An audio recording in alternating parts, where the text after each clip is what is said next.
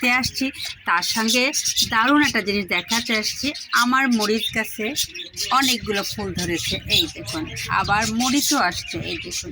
এটা আমার পুরো বেলকনিতে খুব কাছ থেকে দেখাচ্ছে, এই দেখুন মরিচ। আরও দেখলাম, এই দেখুন মরিচ।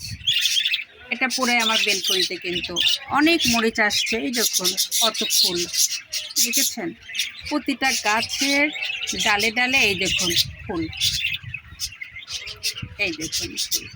এটা আমার বেলকনিতে মরিচ গাছ।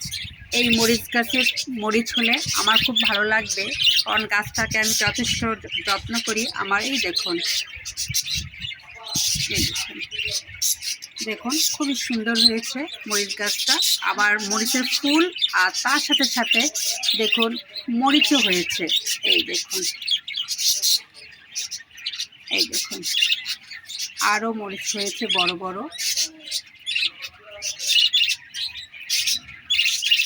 এই দেখুন, এই দেখুন মরিচ।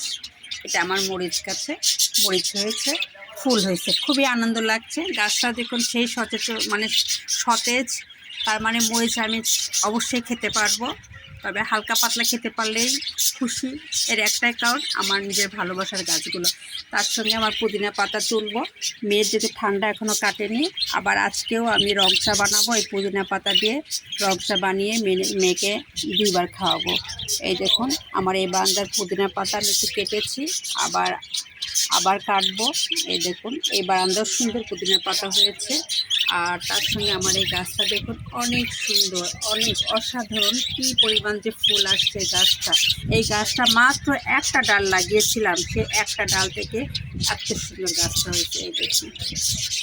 তার সঙ্গে এই গাছের টপে আমি পুদিনা পাতা লাগিয়েছি, এই দেখুন পুদিনা পাতা। আর এই পুদিনা পাতা খেয়ে আমার মেয়ের ঠান্ডা কমতেছে।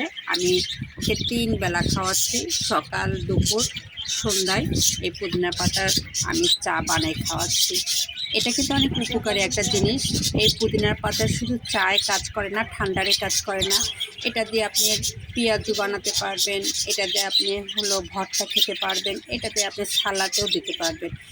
অর্থাৎ এটা একটা খুব দরকারি জিনিস। এই জন্য আমি 2 টবে লাগিয়েছি, এই বারান্দাতেও লাগিয়েছি, ওই বারান্দাতেও লাগিয়েছি। আর এই পুদিনা পাতার চা আমি আর মেয়ে খাবো আজকে সকালবেলা। এই কত সুন্দর বড় বড় পাতা। গাছটাও দেখুন, ডাল আমি একটু কেটেছি, কাটার পর আবার হয়ে যাবে। তবে খুশির খবর, আমার মরিচ গাছের সেই পরিমাণ, এই দেখুন ফুল আসছে, মরিচও আসছে, এই দেখুন আলহামদুলিল্লাহ।